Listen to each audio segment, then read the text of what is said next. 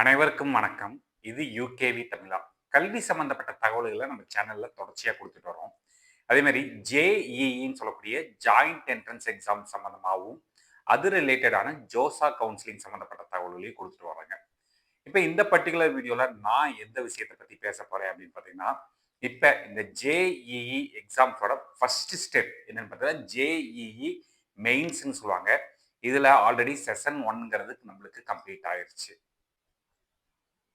இப்ப JEE mains session 2க்கான ரெஜிஸ்ட்ரேஷன்ங்கிறது open ஆகிருச்சு.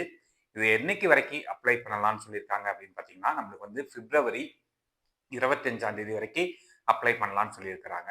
இப்ப நிறைய மாணவர்கள் மற்றும் பெற்றோர்கள் கன்டினியூஸா கேட்கிற ஒரு கேள்வி என்ன அப்படின்னு பார்த்தீங்கன்னா, சார் இப்ப நாங்க வந்து ஆல்ரெடி ஜேஇஇ மெயின்ஸ் செஷன் 1 எழுதிட்டோம்.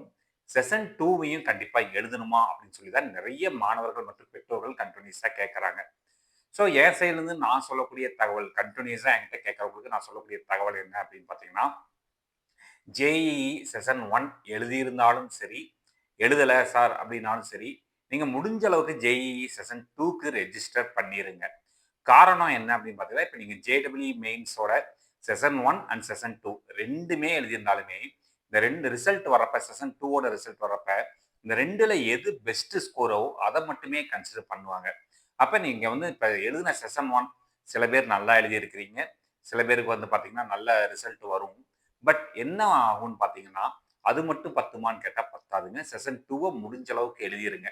Okay sir. இப்ப இன்னொரு கேள்வி கேட்கறாங்க. என்னன்னா, சார் இப்ப நான் வந்து செஷன் 2க்கு நீங்க சொல்ற மாரி எழுதப் போறேன். ஆல்ரெடி செஷன் 1 வந்து நான் ரெஜிஸ்டர் பண்ணிட்டேன். இப்ப நான் திருப்பியும் புதுசா ஒரு அப்ளிகேஷன் போடணுமான்னு கேட்கறாங்க. புதுசா நீங்க எந்த ஒரு அப்ளிகேஷனும் போட தேவையில்ல. நீங்க பண்ண வேண்டிய ஒரே ஒரு விஷயம் என்ன அப்படின்னு பார்த்தீங்கன்னா, உங்களுடைய ஆல்ரெடி ஜேஇஇ மெயின் செஷன் 1க்கு ரெஜிஸ்டர் பண்ணியிருப்பீங்க. அப்போ உங்களுக்கு ஒரு யூசர் நேமும், பாஸ்வேர்டும் குடுத்து ரெஜிஸ்டர் பண்ணியிருப்பீங்க. யூசர் நேம்ங்கிறது அதாவது என்னன்னா, உங்களோட அப்ளிகேஷன் நம்பர் தான் வந்து யூசர் நேம். அப்ப அந்த அப்ளிகேஷன் நம்பர யூசர் நேமாவும், பிளஸ் உங்களோட பாஸ்வேர்டையும் போட்டு, நீங்க என்ன பண்ணலான்னு பார்த்தீங்கன்னா, அப்ளிகேஷன்ஸ ஓப்பன் பண்ணி, ஜஸ்ட் நீங்க ஒரே ஒரு விஷயம் மட்டும் பண்ணா போதும். என்ன பண்ணலான்னு பார்த்தீங்கன்னா, நீங்க உங்களுடைய அப்ளிகேஷன் ஃபீஸ் மட்டும் பே பண்ணா போதும். நீங்க ஜெனரல் கேண்டிடேட்டா இருந்தீங்கன்னா ₹1000 கட்ட போறீங்க. இடபிள்யூஎஸ், ஓபிசி, என்சிஎல்னா நீங்க வந்து ₹900 பே பண்ண போறீங்க. அடுத்து எஸ்சி, எஸ்டிக்கு ஒரு அமௌண்ட். தென் வந்து பார்த்தீங்கன்னா, பிடபிள்யூடிக்கு ஒரு அமௌண்ட்னு சொல்லிட்டு இதுதான் பே பண்ண போறீங்க. அப்ப நம்ம வந்து புதுசா எதுவுமே சேஞ்ச் பண்ண தேவையில்லை. அதையும் தாண்டி அவங்க வந்து சில ஆப்ஷன்ஸ் குடுக்குறாங்க. இந்த விஷயங்கள்லாம் நீங்க மாத்திக்கலாம் அப்படிங்கிற மாரி குடுக்குறாங்க. என்னென்ன ஆப்ஷன்ஸ்லாம் இப்ப நீங்க செஷன் 1 எழுதுற மாணவர்கள், இப்ப என்னென்ன ஆப்ஷன்ஸ்லாம் செஷன் 2ல மாத்த முடியும்னு பார்த்தீங்கன்னா, ஃபர்ஸ்ட் வந்து அவங்க குடுக்குற ஆப்ஷன் என்னன்னா, medium of the question paper. அதாவது இப்ப நீங்க வந்து இங்கிலீஷ்ல ரெஜிஸ்டர் பண்ணியிருக்கலாம். இப்ப நான் ஹிந்தியில எழுதுறேன் அப்படின்னு நினைக்கலாம். இல்ல தமிழ்ல எழுதணும்னு நினைக்கலாம். ஸோ அப்ப நீங்க வந்து உங்களுடைய லாங்குவேஜ் வந்து நீங்க வந்து சேஞ்ச் பண்றதுக்கான ஒரு ஆப்ஷன் குடுக்குறாங்க. 2வது ஆப்ஷன் என்ன குடுக்குறாங்க அப்படின்னு பார்த்தீங்கன்னா, உங்களுக்கு வந்து இந்த பேப்பர் 1 அதாவது பேப்பர் 1, 2, 2ஏன்னு சொல்லுவாங்க. ஸோ அப்போ வந்து நீங்க பிஇ, பிடெக்குக்கு மட்டும் ஒரு பேப்பர் எழுதலாம். பிஆர்க்கு ஒரு பேப்பர் எழுதலாம். தென் வந்து பார்த்தீங்கன்னா, பிளானிங்க்கு ஒரு பேப்பர் எழுதலாம். இப்ப சில பேர் வந்து பார்த்தீங்கன்னா, செஷன் 1ல நான் கேட்ட பெரும்பாலான ஸ்டூடண்ட்ஸ் என்ன சொன்னாங்கன்னா, நாங்க பிஇ, பிடெக்குக்கான பேப்பர் 1 மட்டும் எழுதியிருக்கோம் சார்.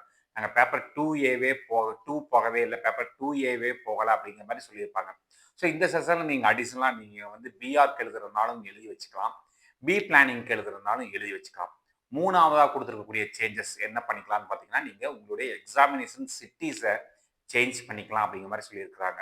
இல்ல சார் எனக்கு எதுவுமே சேஞ்ச் பண்ண வேண்டாம். எனக்கு எல்லாமே இருக்கிறது இருக்கிற மாரி இருக்கட்டும். நான் வந்து அப்ளிகேஷன் ஃபீ மட்டும் பே பண்ணிக்கிறேன்னா, அதுவுமே நீங்க பே பண்ணிக்கலாம். இல்ல இந்த விஷயங்கள்ல வந்து ஏதாவது ஒரு விஷயத்த மாத்தலாம். இல்ல இந்த 3 விஷயத்தையுமே மாத்துறதாலும் மாத்தலாம். ஸோ இதுதான் வந்து பார்த்தீங்கன்னா, ஆல்ரெடி எக்ஸிஸ்டிங் கேண்டிடேட்ஸ்க்கு குடுத்திருக்கக்கூடிய விஷயங்கள்.